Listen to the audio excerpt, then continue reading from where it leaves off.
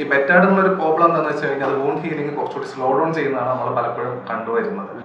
Easily നമുക്ക് ഈ പറഞ്ഞ ഇൻഫെക്ഷൻ സ്റ്റേജിൽ നിന്ന് പേഷ്യന്റിനെ പുറത്തു കൊണ്ടുവന്ന് ഹീലിംഗ് സ്റ്റേജിലേക്ക് എത്തിക്കാൻ സാധിക്കുന്നുണ്ട്.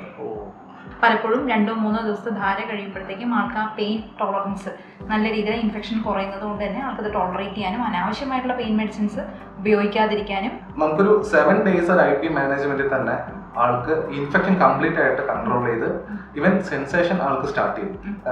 ഒരു 15 days കൊണ്ട് ആൾക്ക് തന്നെത്താൻ സ്വയം അൾസർ ക്ലീൻ ചെയ്യാൻ പറ്റുന്ന ഒരു ലെവലിലേക്ക് എത്തി. അവിടെ നിന്ന് അത് നോർമൽ ആയിട്ടൊരു സ്കിൻ കളർ എങ്ങനെയായിരുന്നു ആ സ്കിൻ കളറിലേക്ക് എത്തിക്കാൻ എന്ത് ചെയ്യണം? അങ്ങനെ ഭയങ്കര ബ്യൂട്ടിഫുൾ ആയിട്ട് ഹീൽ ചെയ്യും. ഈവൻ ഒരു സ്കാർ മാർക്ക് ഇല്ലാണ്ട് അല്ലെങ്കിൽ ഒരു സർജിക്കൽ മാർക്ക് പോലും ഇല്ലാണ്ട് അത് ഹീൽ ചെയ്ത് പോകുന്നത് കാണാറുണ്ട്.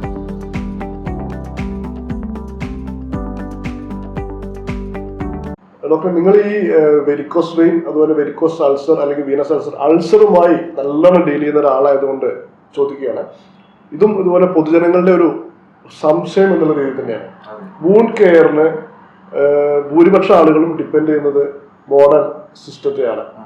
വെച്ചാൽ അതിനകത്ത് എഫക്റ്റീവ് ആയിട്ടുള്ള ആന്റിബയോട്ടിക്സ് ഉണ്ട്, അല്ലെങ്കിൽ മറ്റു മെത്തേഡ്സ് ഉണ്ട്, മറ്റു സിസ്റ്റംസ് ഉണ്ട് എന്നുള്ളത് കൊണ്ട് ആയുർവേദത്തിൽ നമുക്ക് വൂണ്ട് കെയറിനെ അങ്ങനെ കൃത്യമായി വളരെ എഫക്റ്റീവായി സയന്റിഫിക്കായി ചെയ്യാവുന്ന രീതികളുണ്ടോ? ഉണ്ടെങ്കിൽ അതൊന്ന് പറഞ്ഞാൽ വലിയ ഉപകാരമായിരിക്കും. തീർച്ചയായിട്ടും ഉണ്ട്. നമ്മുടെ ഈ സിസ്റ്റത്തിനകത്ത് തന്നെ നമ്മൾക്ക് വളരെയധികം ഈ പറഞ്ഞ വൂണ്ട് കെയറിൽ ചെയ്യാനുണ്ട്. സത്യമായി നമ്മൾ അതിന്റെ ഫുൾ പൊട്ടൻഷ്യൽ എക്സ്പ്ലോർ ചെയ്തിട്ടില്ല എന്ന് തന്നെ വേണമെങ്കിൽ ശരിക്കും പറയാം. നമ്മളിപ്പോൾ ഇനീഷ്യലി ഞാൻ തുടങ്ങി വളരെ കുറച്ച് കാലം ഈ ഒരു കെയറിലേക്ക് വന്ന് അതിൻ്റെ ആയിട്ടുള്ള രീതിയിൽ ചെയ്ത് തുടങ്ങിയിട്ടുള്ളൂ. അപ്പോൾ അതിൽ തന്നെ നമുക്ക് വളരെ ഡ്രാസ്റ്റിക് ആയിട്ട് ഈവൻ ഒരു 2 years 3 years പല സിസ്റ്റം ഓഫ് മെഡിസിൻസിലും ട്രൈ ചെയ്ത് ഫെയിൽ ആയി വരുന്ന പല കേസസിനും നമുക്ക് നല്ല ചേഞ്ചസ് കൊണ്ടുവരാൻ പറ്റുന്നുണ്ട്. ഈവൻ ഒരു സിംഗിൾ മന്തിൽ തന്നെ നമുക്ക് ഈ ഇയേഴ്സോളം ട്രീറ്റ് ചെയ്ത അൾസേഴ്സിനെ നമുക്ക് ഹീൽ ചെയ്ത് കൊണ്ടുവരാൻ പറ്റുന്നുണ്ട്. നമുക്ക് ആയുർവേദത്തിൽ ഇതിനു വേണ്ടി വ്രണ ചികിത്സ എന്ന് പറഞ്ഞ് വളരെ ഡെപ്തിൽ തന്നെ ആചാര്യന്മാരത് ഡിസ്കസ് ചെയ്ത് പോയ ഒരുപാട് ചാപ്റ്റേഴ്സ് ഉണ്ട്. അപ്പോൾ ഈ വ്രണ ചികിത്സയിൽ പറയുന്ന എല്ലാ ഉപക്രമങ്ങളും ഒന്നും നമുക്ക് എല്ലാ പേഷ്യൻസിലും ട്രൈ ചെയ്യാൻ പറ്റില്ല. ആ ചികിത്സാ രീതികളൊന്നും നമുക്ക് ട്രൈ ചെയ്യാൻ പറ്റില്ല. പക്ഷെ ബേസിക്കലി നമ്മൾ എപ്പോഴും ചെയ്യുക ഈ വ്രണശുദ്ധീകരണമായിട്ടുള്ള കാര്യങ്ങൾ, അതായത് വൂണ്ട് ക്ലീനിങ് വളരെ ക്ലീൻ ആയിട്ട് പേഷ്യന്റിന് ബെനിഫിറ്റ് കിട്ടുന്ന രീതിയിൽ ഹീലിംഗ് വളരെ കൂട്ടി, അതേപോലെ പസ് ഡിസ്ചാർജ് ഉണ്ടെങ്കിൽ അല്ലെങ്കിൽ ഇൻഫെക്ഷൻസ് ആയിട്ടുള്ള സ്റ്റേജ് കൺട്രോൾ ചെയ്ത് ഒരു ഹീലിംഗിലേക്ക് എത്രയും പെട്ടെന്ന് എത്തിക്കുക എന്നുള്ള രീതിയിലുള്ള ഒരു പാറ്റേൺ ആണ് നമ്മൾ പലപ്പോഴും ഫോളോ ചെയ്യുന്നത്. അതിൽ ഏറ്റവും ഫസ്റ്റ് നമ്മൾ ഇനീഷ്യലി പേഷ്യന്റ് വരുന്ന സമയത്ത് പലപ്പോഴും ഈ പേഷ്യന്റിന്റെ അൾസേഴ്സ് അല്ലെങ്കിൽ വൂൺസിനകത്ത് പസ് ഫിൽഡ് ആയി നമുക്ക് ഈവൻ ഓപ്പൺ ചെയ്യുമ്പോൾ വളരെ ഫ്ലഷി സ്മെല്ലൊക്കെ ഉള്ളൊരു പേഷ്യന്റ് ആയിരിക്കും പലപ്പോഴും വരുന്നുണ്ടാവുക. അപ്പൊ നമ്മൾ ഇനീഷ്യലി ചെയ്യുക ഈ ഇൻഫെക്ഷൻ കൺട്രോൾ ആൻഡ് ഈ പസ് ഡിസ്ചാർജ് കൺട്രോൾ ചെയ്യുക എന്നുള്ളതാണ്. അത് അവരുടെ ഡയറ്റിലും അതേപോലെ തന്നെ നമ്മുടെ മെഡിസിൻസും യൂസ് ചെയ്തുകൊണ്ട് ഇനീഷ്യലി ആ പേഷ്യന്റിന്റെ അൾസർ നമ്മൾ ക്ലീൻ ചെയ്ത ശേഷം നമ്മൾ ഇൻഫെക്ഷൻ കൺട്രോളിന് വേണ്ടിയിട്ടുള്ള ഒരുപാട് ഡ്രഗ്സ് ഉണ്ട് ആയുർവേദത്തിൽ. അപ്പൊ അത് ഉപയോഗിച്ചുകൊണ്ട് ഇൻഫെക്ഷൻ കൺട്രോൾ ചെയ്യാൻ വേണ്ടി ട്രൈ ചെയ്യും. ഇതിനൊപ്പം തന്നെ വ്രണസേകം, വ്രണം ക്ലീൻ ചെയ്യാൻ വേണ്ടിയുള്ള വ്രണസേകം പോലുള്ള ട്രീറ്റ്മെന്റുകൾ, വ്രണധൂപനം പോലെയുള്ള ഇൻഫെക്ഷൻ റിക്കറൻസ് ഉണ്ടാകാതിരിക്കാൻ വേണ്ടിയുള്ള ട്രീറ്റ്മെന്റ്സുകൾ, അതുകൂടാണ്ട് തന്നെ ഹീലിംഗ് ആയിട്ടുള്ള മെഡിസിൻസ്, ഇത് മൂന്നും നമ്മൾ ഇനീഷ്യലി പേഷ്യന്റിന് ഈ സേകം അല്ലെങ്കിൽ ധൂപനം എന്നൊക്കെ പറഞ്ഞാൽ അത് എന്താ, ആൾക്കാർക്ക് മനസ്സിലാവുന്ന ഒരു ഭാഷ. വ്രണസേകം എന്ന് പറയുന്നത് നമ്മൾ ഇപ്പോ മോഡേൺ ടെക്നിക്കുകൾ യൂസ് ചെയ്തിട്ട് വൂണ്ട് നമ്മൾ വൈപ്പ് ചെയ്യും. നമ്മൾ ഗോസ് പേസും അല്ലെങ്കിൽ ബെറ്റാർഡ് ഒക്കെ യൂസ് ചെയ്തുകൊണ്ട് വൈപ്പ് ചെയ്യും. ഈ ബെറ്റാർഡ് ഒരു പ്രോബ്ലം എന്താണെന്ന് വെച്ച് കഴിഞ്ഞാൽ അത് വൂണ്ട് ഹീലിംഗ് കുറച്ചുകൂടി സ്ലോ ഡൗൺ ചെയ്യുന്നതാണ് നമ്മൾ പലപ്പോഴും കണ്ടുവരുന്നത്. അപ്പൊ അതിന് പകരം നമ്മൾ ഹെർബൽ ആയിട്ടുള്ള ഡ്രഗ്സിന്റെ തന്നെ ഡെക്കോഷൻസ് ഉണ്ടാക്കി അത് ഫിൽട്ടർ ചെയ്ത് പ്രോപ്പറായിട്ട് സ്റ്റെറിലൈസ് ചെയ്തെടുത്ത ശേഷം അതുപയോഗിച്ച് നമ്മൾ ഈ വ്രണത്തില് ഒരു ധാര പോലെ ഒഴിച്ചു കൊടുക്കുകയാണ് ചെയ്യുന്നത്. അപ്പോൾ അതുകൊണ്ട് എന്താണെന്ന് വെച്ചാൽ നമ്മളെ വൂണ്ടിനെ കൂടുതലായി ഡിസ്റ്റർബ് ചെയ്യുന്നില്ല. അതേപോലെ തന്നെ ഈ ഡ്രഗ്സിന്റെ പൊട്ടൻഷ്യൽ കിട്ടുന്നത് കൊണ്ട് തന്നെ അവിടെ ഇൻഫെക്ഷന്റെ റിക്കറൻസിയും നമുക്ക് വളരെ അധികം കുറച്ചു കൊണ്ടുവരാൻ പറ്റും. അതിലുള്ള പസ് ഡിസ്ചാർജും ബാക്കിയെല്ലാം ഈ ഒരു പ്രോസസ്സിലൂടെ ക്ലിയർ ആയി കിട്ടുകയും ചെയ്യും. അപ്പൊ ഈ 3 കാര്യങ്ങൾ ഒരുമിച്ച് വരുന്നത് കൊണ്ട് തന്നെ ഈ ഒരു ഇൻഫെക്റ്റഡ് ആയിട്ടുള്ള സ്റ്റേജ് നമുക്ക് പെട്ടെന്ന് തന്നെ ഓവർകം ചെയ്യാൻ പറ്റും പേഷ്യന്റിന്. ഇത് കൂടാതെ തന്നെ വ്രണധൂപനം എന്ന് പറയുന്നത് നമ്മുടെ പ്രോപ്പർ ആയിട്ടുള്ള ഫ്യൂമിഗേഷൻ തന്നെയാണ്. അതിന് നമുക്ക് വളരെ ഡെലിബറേറ്റ് ആയിട്ടുള്ള ഡ്രഗ്സ് ഉണ്ട്. അത് ഉപയോഗിച്ചുകൊണ്ട് നമ്മൾ ചെറിയ രീതിയിലുള്ള ഫ്യൂമിഗേഷൻ ഈ അൾസേഴ്സിന് കൊടുക്കുകയാണ് ബേസിക്കലി ചെയ്യുന്നത്.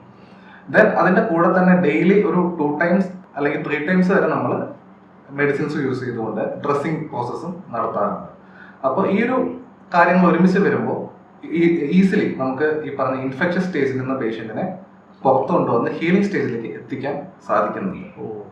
ശരിക്കും പറഞ്ഞാൽ ഇപ്പം ഡോക്ടർ പറഞ്ഞതിൻ്റെ ഒരു സാരം ഈ ആന്റിസെപ്റ്റിക് ലോഷൻസോ കാര്യങ്ങളോ ഉപയോഗിച്ച് നമ്മൾ പ്രൊസീജിയർ ഇതുപോലത്തെ വൂണ്ട് ഹീലിംഗ് അല്ലെങ്കിൽ വൂണ്ട് ക്ലീനിങ് പ്രോസസ്സ് ചെയ്യുന്നേക്കാൾ നല്ലത് ഹീലിംഗ് ഉൾപ്പെടെ ഇമ്പ്രൂവ് ചെയ്യിക്കുന്ന രീതിയിൽ അല്ലെങ്കിൽ എന്താണ് ക്ലീനിങ് ഉൾപ്പെടെ രണ്ടും ക്ലീൻ ചെയ്യാൻ പറ്റുന്ന രീതിയിൽ ആയുർവേദിക് മെഡിസിൻസിന് പറ്റും എന്നാണ് പറയുന്നത് അല്ലേ? തീർച്ചയായിട്ടും പറ്റുന്നുണ്ട്. നല്ല രീതിയിൽ വേദന കൺട്രോൾ ചെയ്യാൻ നമ്മൾ ബെറ്റാഡിൻ ലോഷനൊക്കെ യൂസ് ചെയ്ത് നമ്മൾ കുറച്ച് വൈപ്പ് ചെയ്യുക, കുറച്ച് ഹാർഡായിട്ട് ക്ലീൻ ചെയ്യുമ്പോൾ പലപ്പോഴും നമ്മൾ കണ്ടിട്ടുള്ളൊരു ഇത് എന്താണെന്ന് വെച്ചാൽ പെയിൻ മെഡിസിൻസ് എന്തെങ്കിലുമൊക്കെ നമ്മൾ പലതും കൂടെ കൊടുക്കേണ്ടി വരാറുണ്ട്. എന്നാൽ മാത്രമേ ആളത് ക്ലീനിങ്ങിന് പലപ്പോഴും രോഗി സമ്മതിക്കാറുള്ളൂ. പക്ഷേ ഇങ്ങനെ നമ്മൾ ഈ പറയുന്ന പോലെയുള്ള ആന്റിസെപ്റ്റിക് ആയിട്ടുള്ള ഡിക്കോക്ഷൻസ് ആയിട്ട് നമ്മൾ ഹെർബൽ മെഡിസിൻസ് കൊണ്ട് ഉണ്ടാക്കുന്ന ഡിക്കോക്ഷൻസ് കൊണ്ട് പലപ്പോഴും 2-3 ദിവസത്തെ ധാര കഴിയുമ്പോഴത്തേക്കും ആൾക്ക് ആ പെയിൻ ടോളറൻസ് നല്ല രീതിയിൽ ഇൻഫെക്ഷൻ കുറയുന്നത് കൊണ്ട് തന്നെ ആൾക്കത് ടോളറേറ്റ് ചെയ്യാനും അനാവശ്യമായിട്ടുള്ള പെയിൻ മെഡിസിൻസ് ഉപയോഗിക്കാതിരിക്കാനും സാധിക്കാറുണ്ട്. അതേപോലെ തന്നെ ഗുഗുലു പോലെയുള്ള ചില സ്പെഷ്യൽ മെഡിസിൻസ് ചേർന്നിട്ടുള്ള പ്രിപ്പറേഷൻസ് ആണ് നമ്മൾ അകത്തേക്ക് രോഗിക്ക് പലപ്പോഴും കൊടുക്കുന്നുണ്ടാവുക. അത് ഫാസ്റ്റർ ആയിട്ടുള്ള ഹീലിങ്ങിന് നമ്മളെ നന്നായി ഹെൽപ്പ് ചെയ്യാറുണ്ട്. ഡോക്ടർ പറഞ്ഞ പോലെ 2-3 വർഷമൊക്കെ പഴക്കമുള്ള കേസസ് ക്ലീനിങ് എന്ന് പറയുന്നതിന് തന്നെ ഒരുപാട് എഫക്റ്റ് കാണാറുണ്ട്. കാരണം പലപ്പോഴും ഇത് പ്രോപ്പറായിട്ട് ക്ലീൻ ചെയ്തിട്ടുണ്ടാവില്ല. ഒരുപാട് ഡെപ്പോസിഷൻസ് വന്നിട്ട് അതിനെ ഹീലിംഗ് എന്നുള്ളൊരു സ്റ്റേജിലേക്ക് കൊണ്ടുപോകാൻ തന്നെ ചിലപ്പോൾ നമ്മൾക്ക് 2-3 ആഴ്ചയിലേക്കൊക്കെ വരെ പോകാറുണ്ട്.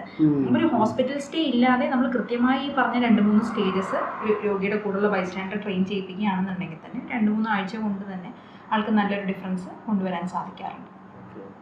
ഇതൊരു സെമിനാറിൽ അറ്റൻഡ് ചെയ്യുന്ന സമയത്ത് ഇതുപോലെ അത് ഹൈദരാബാദിൽ ഗവൺമെന്റ് ആയുർവേദ മെഡിക്കൽ കോളേജിൽ അവിടെ HOD ആണ്, സെന്റേന്ദ്ര HOD. അപ്പോൾ സാർ ഒരു പ്രസന്റേഷനിൽ സാർ അത് സൂചിപ്പിക്കേണ്ടത് സാർ ഇതുപോലെ പ്രൊസീജിയേഴ്സിനൊക്കെ പോസ്റ്റ് ഓപ്പറേറ്റീവ് ആയിട്ടും ആയുർവേദിക് മെഡിസിൻസ് മാത്രമാണ് ഇൻഫെക്ഷൻ കൺട്രോളിനും ബാക്കിയുള്ള പ്രോട്ടോക്കോളും എല്ലാം ഉപയോഗിക്കുന്നത്. പക്ഷേ എന്നിട്ട് അതിൻ്റെ റിസൾട്ട്സിന്റെ ഫുൾ ഡാറ്റ പുള്ളി ഷെയർ ചെയ്തിട്ടുണ്ടായിരുന്നു. വണ്ടർഫുൾ ആയിരുന്നു അത്. ഞാൻ പിന്നെ അതിന് അങ്ങനെ ഒരു അന്നൊരു സെമിനാറിൽ അറ്റൻഡ് ചെയ്തപ്പോൾ കേട്ടത് മാത്രമേ ഉള്ളൂ. പക്ഷെ ഇപ്പോഴാണ് പിന്നെ ഡോക്ടർ ഇങ്ങനെ ഒരു എക്സ്പീരിയൻസ് പറയുന്നത്. നന്നായിട്ടുണ്ട്. നമുക്കതിനകത്തൊരു 2 കേസിന്റെ എക്സാമ്പിൾ വേണമെങ്കിൽ ജസ്റ്റ് ഒന്ന് നമുക്ക് ഡിസ്കസ് ചെയ്യാൻ പറ്റും. അതിനകത്ത് ഒന്ന് നമ്മുടെ തമിഴ്നാട് സൈഡിൽ നിന്ന് വന്ന 2 പേഷ്യൻസ് ഉണ്ടായിരുന്നു. ഒരാളുടെ കാലിൽ സെൻസേഷൻസ് വളരെ കുറവായിരുന്നു. അതായത് പസ് ഫിൽഡായി വർഷങ്ങളോളം ആ പെയിൻ ടോളറേറ്റ് ചെയ്ത ആൾക്ക് സെൻസേഷൻ ഓൾമോസ്റ്റ് കാലിലെ ലോസ് ചെയ്ത പോലത്തെ ഒരു സ്റ്റേജിലാണ് ആൾ വന്നിട്ടുണ്ടായിരുന്നത്.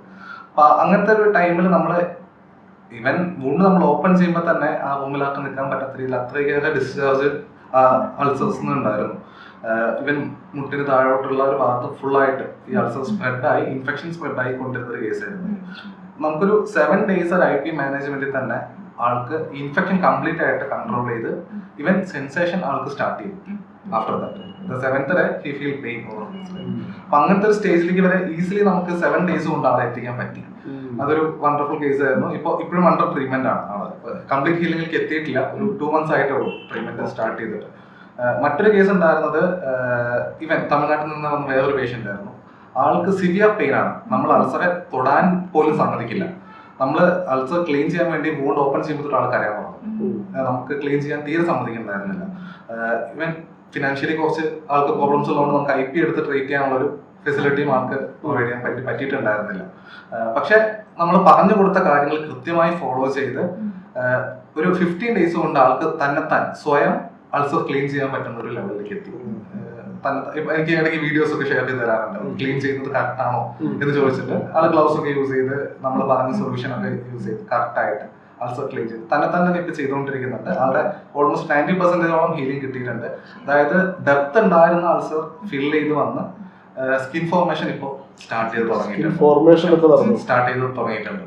അത് നല്ലൊരു വണ്ടർഫുൾ കേസ് ആയിരുന്നു. നമ്മുടെ സുശ്രുതാചാര്യൻ അതിൽ ശരിക്കും 60 ഉപക്രമങ്ങളാണ് ഒരു വ്രണം ഹീൽ ചെയ്യാനും ട്രീറ്റ് ചെയ്യാനും പറയുന്നത്. അതിൽ എല്ലാം ഒരു രോഗിക്ക് ഉപയോഗിക്കേണ്ട ആവശ്യകത നമുക്ക് ഉണ്ടാവാറില്ല. ഓരോന്നിനും ഓരോ ഇൻഡിക്കേഷൻ കറക്റ്റ് ആയിട്ട് പറയുന്നുണ്ട്. ഏത് സ്ഥലത്ത് നിങ്ങൾ ഇതിൽ ഏത് പ്രൊസീജിയർ യൂസ് ചെയ്യണം എന്നുള്ളത്. അപ്പോൾ അതിൽ 3, 4, 5 പ്രൊസീജിയേഴ്സ് ക്ലബ് ചെയ്ത് കഴിഞ്ഞാൽ നമുക്കൊരു രോഗിയുടെ ഇതിനനുസരിച്ച് ഹീൽ ചെയ്ത് വരാത്ത ഏരിയ ആണെങ്കിൽ ഹീൽ ചെയ്ത് കയറി വരാൻ എന്ത് ചെയ്യണം. അത് ചില സ്ഥലത്ത് അനാവശ്യമായിട്ടുള്ള ഹീലിംഗ് വന്നിട്ട് ഒരു ഓവർ ഗ്രോത്ത് വന്ന സ്റ്റേജിൽ നമ്മൾ അത് താഴ്ത്തി കളയാൻ എന്ത് ചെയ്യണം. അങ്ങനെ ഓരോ സ്റ്റേജ് വൈസ്. അതുപോലെ ഇപ്പോൾ ചിലപ്പോൾ ഹീലിംഗ് ചില ആളുകളിലൊക്കെ കാണാം, ചിലപ്പോൾ ഒരു വൈറ്റ് സ്കിൻ പോലെ ഇരിക്കും ഫോം ചെയ്ത് വരുന്നത്. അവിടെ നിന്ന് അത് നോർമൽ ആയിട്ടൊരു സ്കിൻ കളർ എങ്ങനെയായിരുന്നു ആ സ്കിൻ കളറിലേക്ക് എത്തിക്കാൻ എന്ത് ചെയ്യണം. അങ്ങനെ ഓരോന്നിനും സ്പെസിഫിക് ഇൻഡിക്കേഷൻസ് കൃത്യമായി പറയുകയും അത് നമ്മൾ രോഗിയിലേക്ക് ക്ലബ് ചെയ്ത് ആ കണ്ടീഷൻ അനുസരിച്ച് യൂസ് ചെയ്യണമെന്നുണ്ടെങ്കിൽ വണ്ടർഫുൾ റിസൾട്ട്സ് കിട്ടാറുണ്ട്. അത് നമ്മളിലേക്ക് ഇപ്പോൾ ഈ എലറക്ടൽ കേസസ് ചില പ്രൊസീജിയേഴ്സ് ചെയ്തുകൊണ്ടിരിക്കുമ്പോൾ പ്രത്യേകിച്ച് ക്ഷാരസൂത്രത്തെ പോയിക്കൊണ്ടിരിക്കുന്ന സമയത്ത് അങ്ങനെ കാണാറുണ്ട്.